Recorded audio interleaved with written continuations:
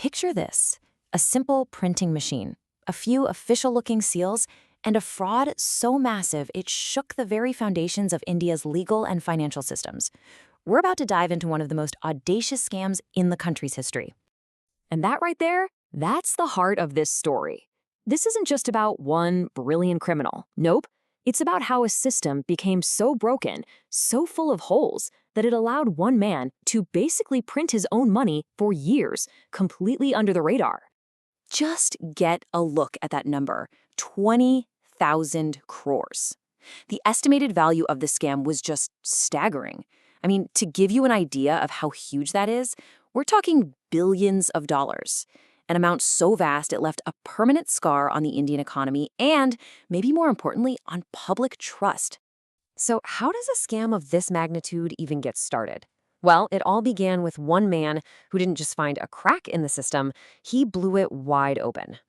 Meet Abdul Karim Telgi. This is the guy at the center of it all. He started from a pretty simple life in Kanpur, Karnataka. He wasn't born into some criminal dynasty. He built an entire empire from scratch by exploiting one of the most trusted pieces of paper in the entire country. So how did he pull it off? To really get how his counterfeit empire ran, we've got to start with the surprisingly simple, yet absolutely crucial document he was copying: the stamp paper. You know, for most of us, a stamp paper is just a piece of official paperwork. It's that special paper you need to make a property sale official, or to file something in court, or for any major contract. It's supposed to be the government's unbreakable seal of approval. Its authenticity is something you just don't question. Which brings us to the million-dollar question, or in this case, the 20,000 crore rupee question. How on earth did one guy manage to perfectly replicate a document that was supposed to be under the tightest government control? Well, he did it with a brilliant and totally criminal 3-step plan. First, he somehow got his hands on actual printing machinery. Get this, allegedly from government auctions of obsolete presses. Second, he perfected the forgery, creating fakes that were so good they were practically identical to the real deal. And third, and this is the genius part, he built a massive distribution network, an army of agents across the country to sell his fake papers. And these fakes ended up everywhere. I mean, everywhere. People were unknowingly using them for their land registrations, for bank loan documents, for critical court case papers, all without a clue they were holding a completely worthless counterfeit. To the average person, and even to a lot of officials, you just couldn't tell the difference. But here's the thing. Telgi's success wasn't just down to his own cleverness. His empire was only possible because it was built on the shaky foundation of a system that was, quite frankly, failing.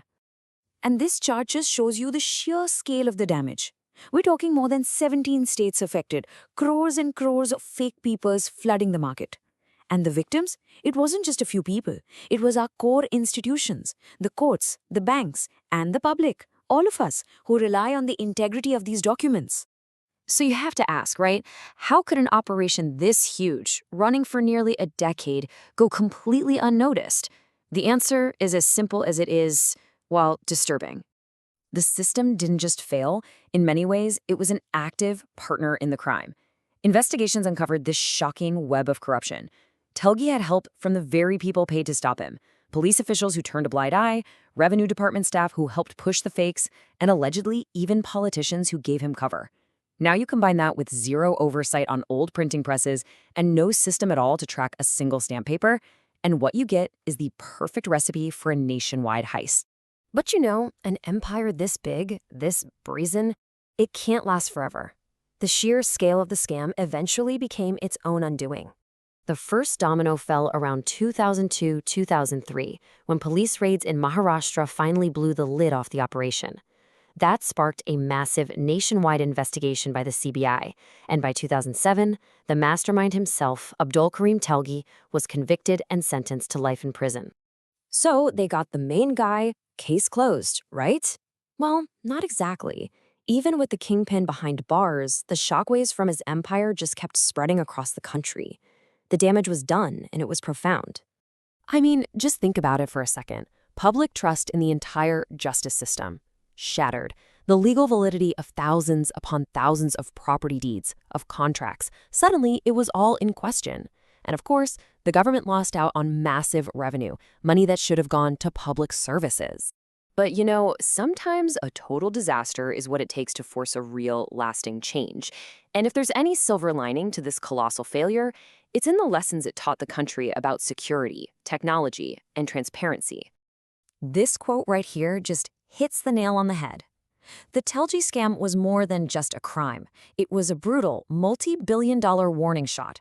It showed everyone just how incredibly vulnerable our old, physical, untracked government documents really were. And that led to a complete revolution. The old system of physical stamp papers, easy to fake, impossible to track.